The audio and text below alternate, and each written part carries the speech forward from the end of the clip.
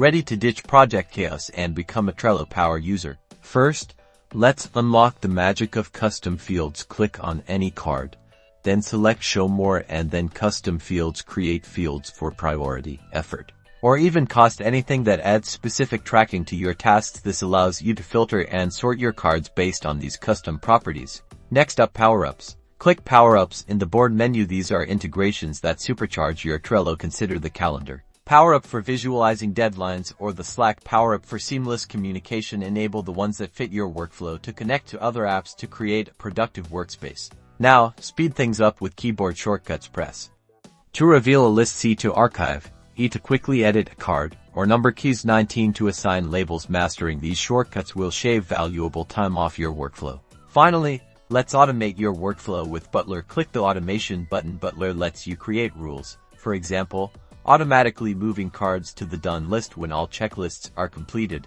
or automatically assigning a team member when a card is added to a particular list. Experiment with different triggers and actions to streamline your processes. With custom fields, power-ups, keyboard shortcuts, and Butler, you're well on your way to using Trello like a pro. Now go conquer your projects. Don't forget to like and subscribe for more Trello tips and tricks.